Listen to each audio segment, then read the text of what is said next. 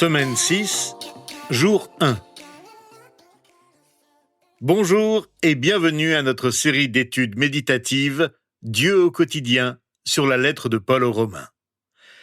Nous allons parcourir ensemble cette semaine le chapitre 6 en 5 étapes, une par jour. Il s'agit à bien des égards pour nous d'observer une troisième vérité importante de la lettre de Paul aux Romains. Nous avons vu au tout début de notre étude comment la vérité de la parole de Dieu change le cours de l'histoire, comment elle bouleverse notre histoire de plusieurs manières. 5 vérités essentielles contribuent à ce changement. Nous en avons parlé dans le détail au cours des dernières semaines. Vous en souvenez-vous ? Revoyons-les très brièvement. La première vérité, dont la lettre aux Romains parle sur le changement de l'histoire, se trouve au chapitre 1, à partir du verset 18 jusqu'au chapitre 3, verset 20. L'histoire change quand je comprends la vérité sur le péché, quand je saisis ce que Dieu dit sur le péché. Mon histoire et celle du monde changent quand nous comprenons et acceptons cette vérité. La deuxième vérité se trouve du chapitre 3, verset 21, au chapitre 5, verset 21. Il s'agit de la vérité sur le salut que nous venons d'examiner. Notre histoire change lorsque nous comprenons la vérité sur le péché et le salut. Alors que nous allons examiner les chapitres 6 à 8 de la lettre aux Romains, nous allons découvrir comment l'histoire change quand nous comprenons la vérité sur la sanctification, cette démarche qui nous rapproche de Dieu de jour en jour. Lorsque nous aborderons les chapitres 9 à 11, nous verrons comment l'histoire change quand nous comprenons la vérité sur la souveraineté de Dieu.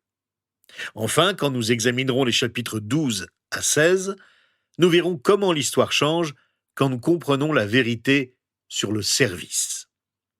Je vous propose aujourd'hui de commencer à examiner ce qu'est la sanctification et comment elle peut changer notre histoire, changer l'histoire de notre Église et changer l'histoire de notre monde entier. La sanctification concerne notre croissance spirituelle. Le chapitre 5 parle de la justification, d'être déclaré non coupable. Et les chapitres 6 à 8 se concentrent sur la sanctification, ce processus que Dieu met en œuvre en nous par son esprit pour nous rendre capables d'être de plus en plus proches de lui et semblables à lui.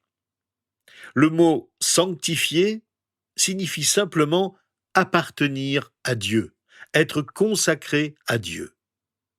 Dieu nous a justifiés pour lui appartenir totalement, et donc faire partie de son peuple.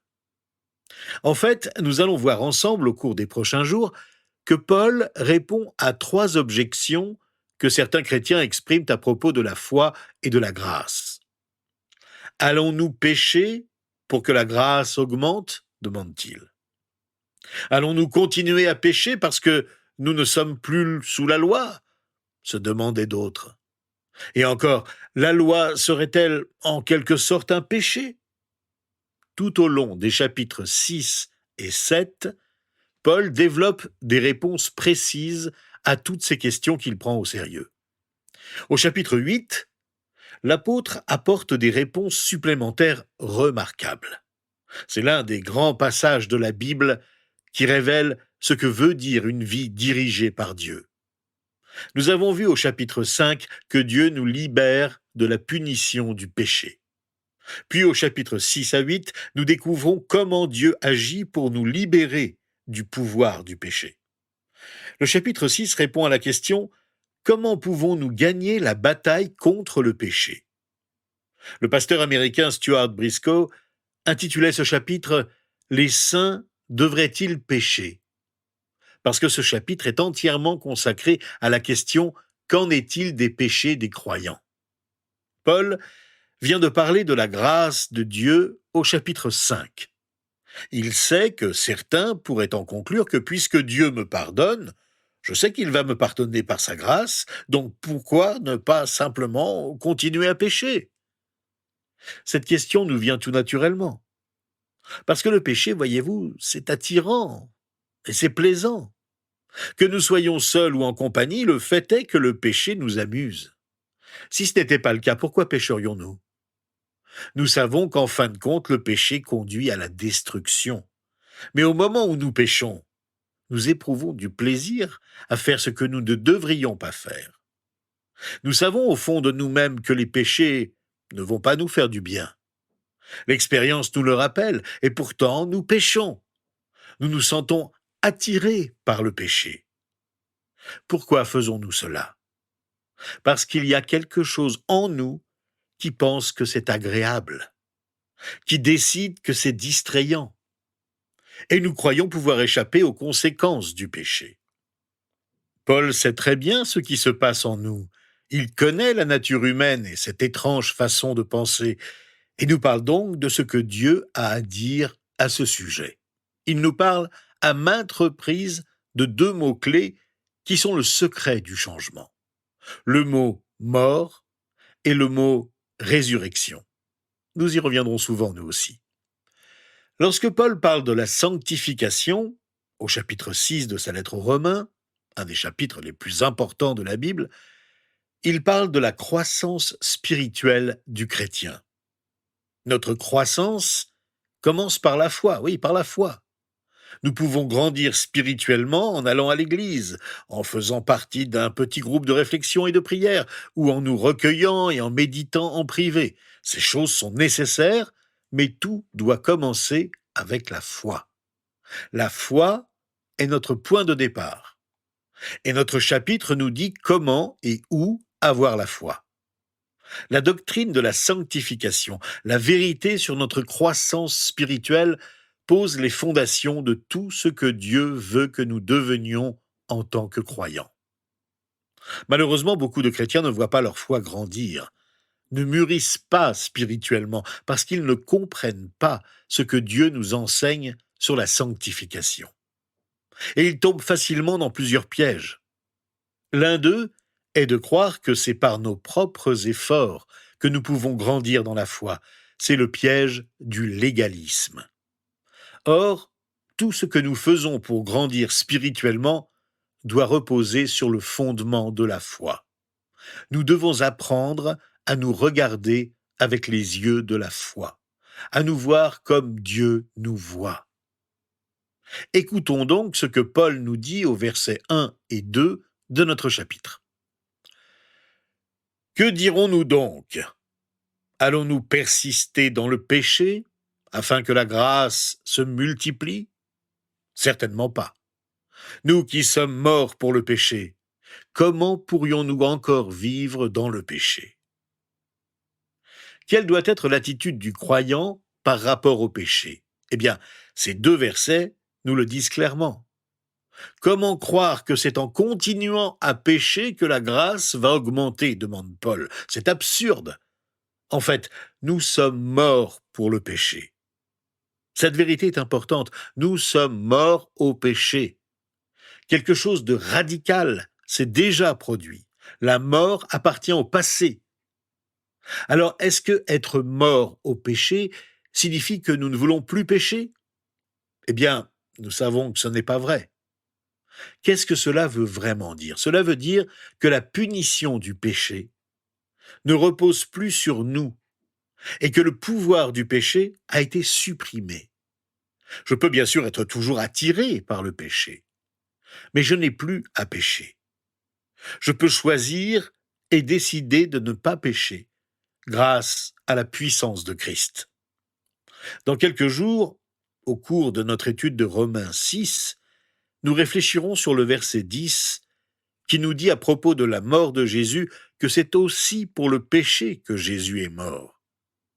Pour bien comprendre ce que signifie pour nous de mourir pour le péché, de mourir au péché, il nous faut comprendre ce que cela signifiait pour Jésus de mourir au péché. Nous savons que Jésus n'a jamais péché. Cette phrase ne parle donc pas de sa décision d'arrêter de pécher ou de ne plus être tenté par le péché et de subir cette tentation. Jésus n'a jamais péché. Alors, que veut dire mourir pour le péché? Le sens de cette phrase est le même pour Jésus et pour nous. Quand Jésus est mort sur la croix, Il a mis fin à la punition du péché. Et il a brisé le pouvoir du péché. Nous savons, vous et moi, que nous ne pouvons pas vaincre le péché en nous crucifiant ou en essayant de ressusciter. Nous n'avons pas le pouvoir de le faire. Nous nous appuyons donc sur ce que Jésus a fait dans nos vies par sa crucifixion et sa résurrection. C'est en cela que nous mettons notre foi. Paul dit-il dans ces versets que le chrétien ne peut plus pécher parce qu'il est mort pour le péché? Bien sûr que non. Nous savons que ce n'est pas vrai. Nous avons pu le vérifier par notre expérience et l'expérience des autres. Être mort au péché ne veut pas dire que nous ne sommes plus tentés de pécher, que nous ne pouvons plus choisir de pécher. Cela veut dire que Dieu nous a donné la capacité et la force de réagir face à la tentation de pécher et de la surmonter. Lorsque nous sommes convaincus que cette nouvelle réalité et cette conviction spirituelle nous habitent, nous pouvons changer notre attitude par rapport au péché et nous sommes assurés de la victoire sur le péché. Savez-vous pourquoi beaucoup de croyants continuent à commettre toujours les mêmes péchés et n'arrivent pas à changer leurs mauvaises habitudes?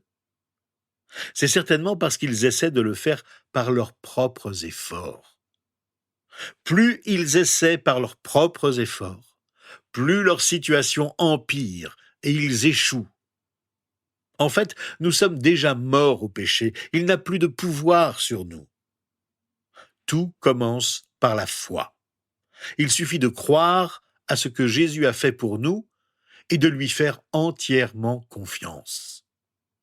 Il nous faut commencer à faire confiance à ce que Christ a fait pour nous, plutôt que d'essayer de le faire pour lui.